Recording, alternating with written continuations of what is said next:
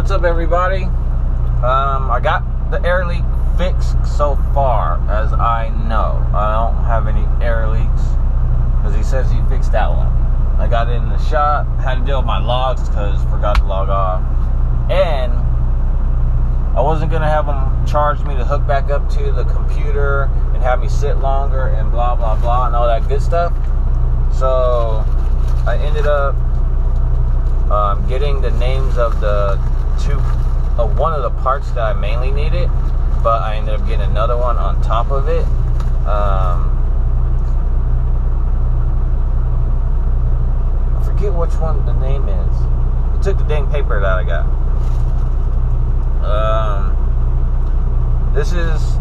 I got a pressure sensor, and this is what it looks like. So I'm gonna swap this out when I get a chance. I don't got the tools in the truck to do that right now. And I've got I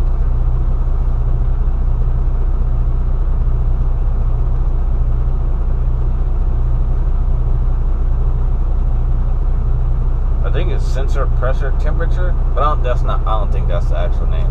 That's what it says right here. Could be wrong, or I could just be rushing because I need to get going.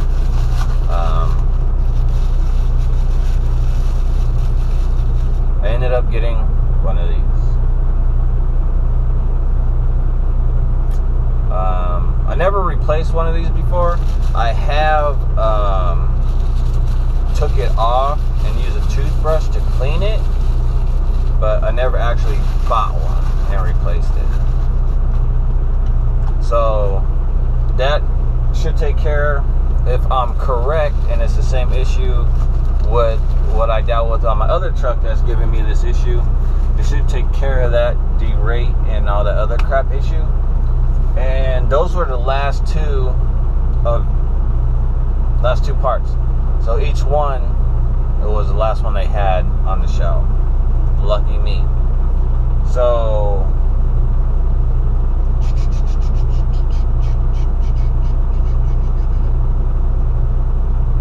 okay, the sensor exhaust gas pressure, that's the one that's in the box. That cost $196.22.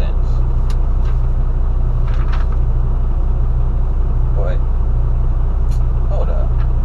Why did I do that?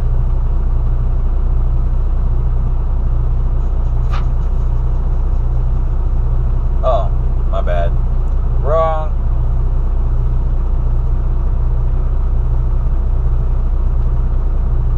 The sensor temperature costs $64.27. The sensor exhaust gas pressure was $131.95. So, and there's a part number.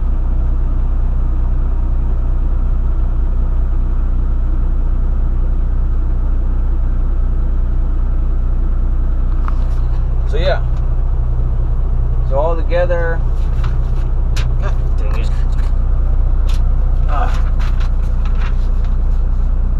So all together,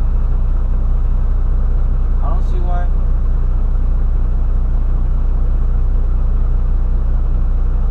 Tax is 10. So all together, I spent $213 just for the part. Now, if I had them replace it, the time that it would took them to hook it up to the computer, figure out what's wrong with it, all that other stuff, probably would have cost me another $200 to $300, because then they would have set it outside, had it do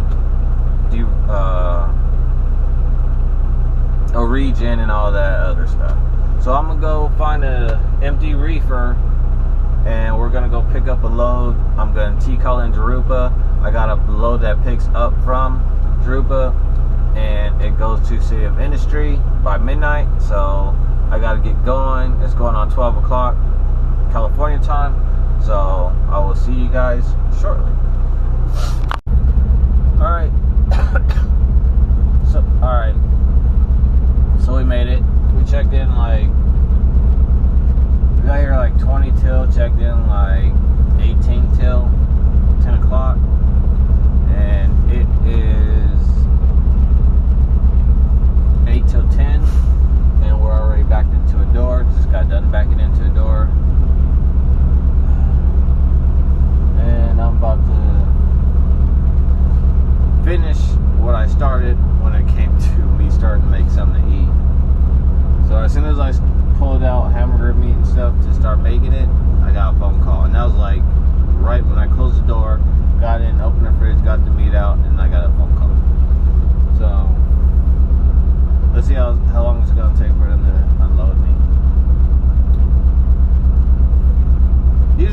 not that bad. They're pretty quick, but there's only me and another driver on the right side of me getting unloaded.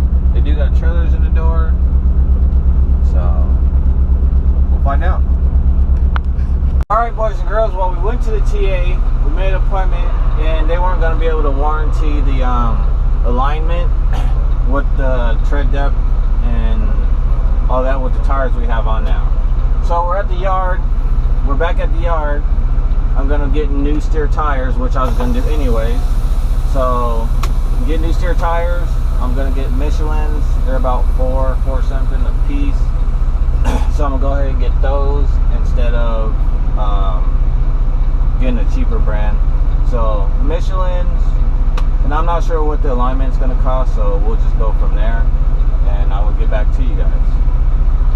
Alright, so we got new steers put on. I wasn't able to get the price quote because I have to go to Phoenix, and Phoenix has to get all the numbers and all that other stuff. So I don't know how much I fully put out for tires. And now we're back at the TA. We just got here. I checked back in because they left me in line or on their thing. So I checked back in, and now we're at the door. Alright, so they're done with the alignment. Come to find out,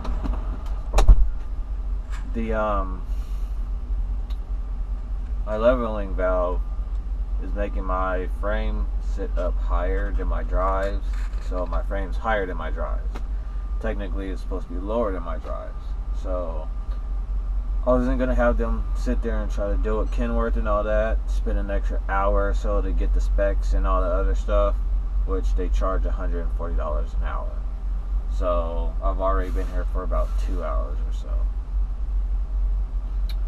So they still did the alignment, got it situated to where it's aligned, but if that leveling valve gets fixed to the normal where it's supposed to be, then I have to do another alignment. So I just told them just do the alignment and I won't deal with anything else. But right now I'm waiting for them to give me a quote on how much they're going to charge me, and I still got to go pick up an empty trailer out of the yard, drive to Santa Fe Springs, and then get to Arizona. Now my goal was to be towards the house like earlier in the day. It's not going to work out because I don't know if I'm even going to make it to Phoenix tonight. It's 6 o'clock right now in Phoenix, so we will just find out and see. Alright everybody, so we're at our pickup right now. I tried to check in, but I've got about 1, 2, 3, 4, 5, 6, 7. I got 7 numbers and none of them work to pick up this load. This so far is like the only Amazon place that I have issues picking up a load from because they don't give me the right numbers. In response to your macro 10 sent to CSR, okay, it doesn't help me. So I tried calling, she transferred me to customer service, and it went straight to voicemail. So I did a Mac 10, which goes directly to the planner, supposedly, and then he just told me that he's sending it to CSR. So yeah, I just told them, I was like, well, could I pull out of your guys' way so I could call them, because they start getting trucks right behind me. They got 2 lanes open, but they start having trucks coming. So as you can see, we got trucks over there. And yeah, and apparently this driver's gonna do the same thing. So yeah, I don't know. I've been here, this is my 2nd time coming here. But the only thing is The first time I came here, out of those 7 numbers, was the one number that I needed. So we'll find out, and I will get back to you. All right, everybody. It is 3 o'clock, and we are in Salem, Arizona. Stopped here. I was gonna get fuel and some DEF. That way I don't have to stop when I turn around and come back to the house, go to the house. But you know, so many people sitting at the fuel island, I'm not even going to attempt. So I'm gonna go further down, get some fuel and some DEF. I don't know how far I'm gonna make it, but we're going to try. That way I get to the house sooner than later. So I'll see you guys later. Well, everybody, we're at our delivery. I went to check in, and I'm parked outside on the street. We already went and checked in. Well, apparently, just like what I dealt with when I went to pick up this load, I don't have the number that they need. I got 8 numbers for this load, and none of them's the freaking number that they need to take their stuff. And it's 6:30. I've been here since 5 o'clock. I've been dealing with this, sending them all the information. Can I get the load number? Can I get, or not the load number, the delivery number? Could I get something going on? Because now my 14-hour clock is running down, and I'm sitting here. I need about 4.5 to 5 hours just to get to the house. And I'm at 5 hours and 45 minutes on my 14. So, yeah, not really happy right now. I'm actually tired, but I knew I was going to be able to get further down the road, closer to the house, before I even attempted to even relax or lay down. But now,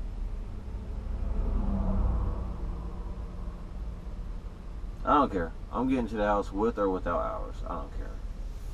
Because everything was planned out, even with little hiccups here and there, I was still getting everything situated. And now I'm waiting on this company to, I don't know. I'm just going to go to the yard and drop it. I'm going to give it a little bit more, and I'm just going to drop it and tell them their shit's in the yard.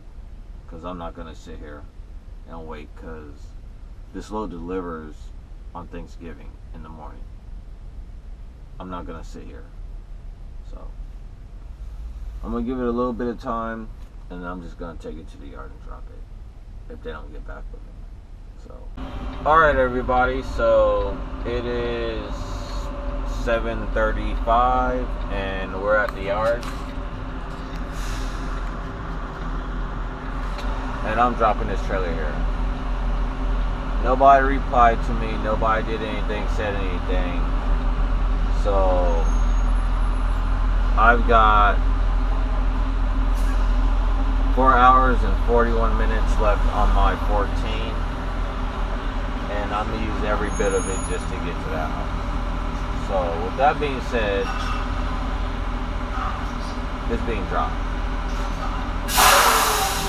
Technically, it was going to be T-called if I wasn't able to drop it, deliver it today anyways, because they know I was trying to get to the house.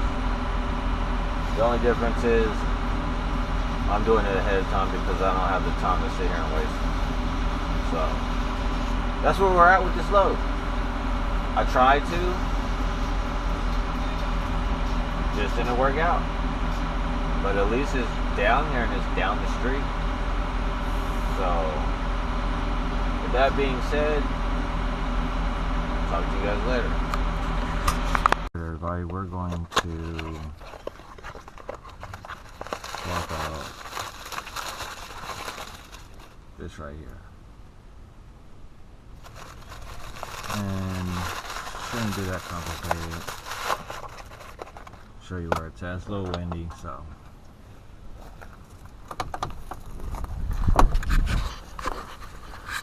Alright, so that sensor is right here.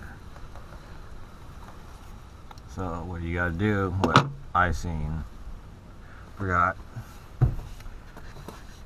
the name of the person I got it from, or seen it from. I think it's Make Sense. But he shows, you unscrew this, slide it over, and then you wiggle this out after you disconnect it. Make sure there's no dirt and stuff around it. So when you take it out, you don't have anything fall in. So this is like a 10 millimeter. Got it right here. So let's try to get started. Alright. Try to move as much dirt out of the way. It is a little bit breezy. Here is what it looks like. Look at all that buildup and corrosion.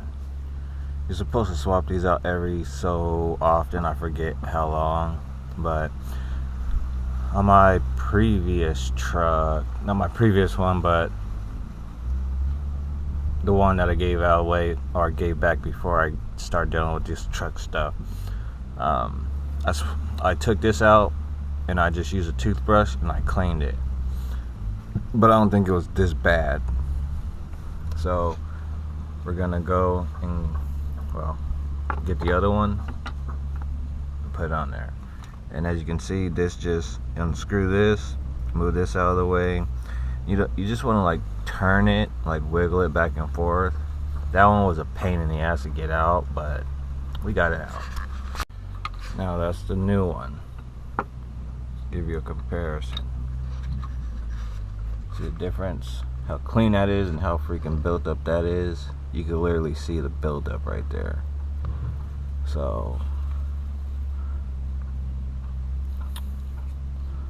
let's see.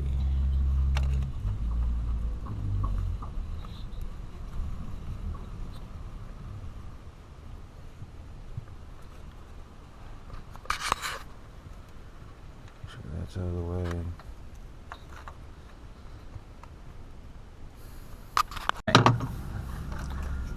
Got it clamped back on, turned, and it's on there. So that, and let's see how much crap. You can see all the buildup coming off of that. So alright, got one more to do, and let's see how this truck operates. So after a minute or two, I was able to take this off. Now this comes with a cover, sits in there, pops on. I end up taking that off, and then you see this pin goes across. Come on, fly. It goes across, so you got to make sure you push it in, push it across, and then pull this down and then pull out. And there's the sensor there. So you see here, I got a 1/1/16, and that's what I'm going to use, hopefully. Yep, fits in there right. And now let's see if we can turn it.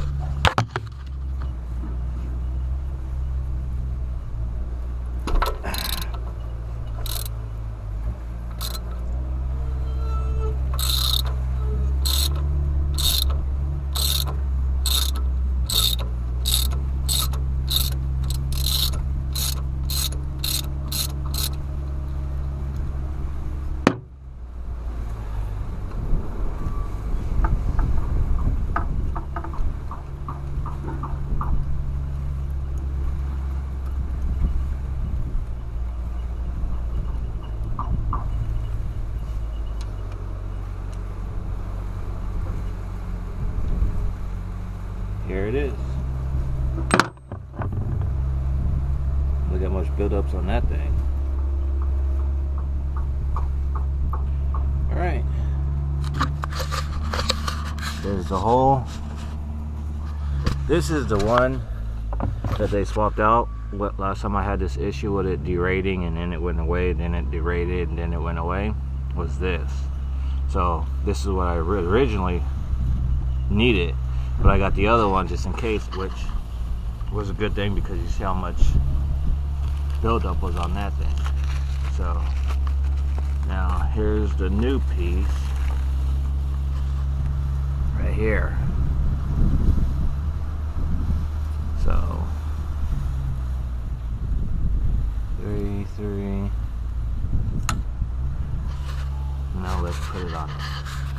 Which, by the way, you see, it has like a, forget what it's called right now since I'm trying to record, airhead. What is that damn thing called? Oh well, you understand what I'm talking about. God dang it. You gotta make sure the one that came off the old one isn't sitting in here, which it was, and I just accidentally just popped it off and it went somewhere, probably on the ground. So yeah, make sure you take this little rubber thing off before you put the new one on. Make sure it's not in there, and make sure it's either on the old piece or sitting in there, so that way you can pop it off so the new one can fit in there. So, and you want to make sure when you're replacing it or when you're putting it back in, not to cross thread. Usually it'll just automatically just turn on its own. My only issue is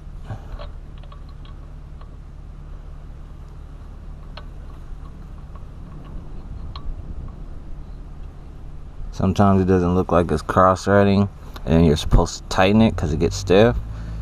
And then sometimes you could be cross-threading and you don't know until after you just fucked it all up. So, let's see. Alright, it's in there. I had to use the ratchet, but I turned it real slowly. If it was going to start fighting me, I wasn't going to keep going. But I just kept turning it. The way it came out was the same way it went in, which was a little stiff. So I got it in there. And then once it got close to the bottom, then it loosened up and then it tightened out. So you don't want to super tighten it. Just snug it up in there to where it's tight, but not over tighten it. Now,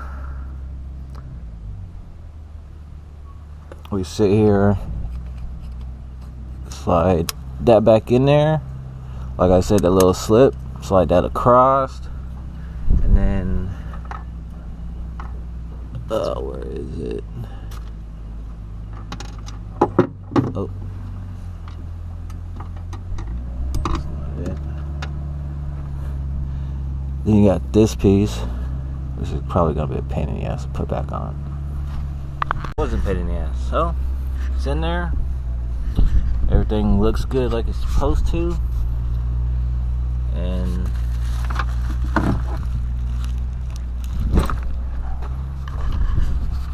that's pretty much $200 worth. That part and the other part.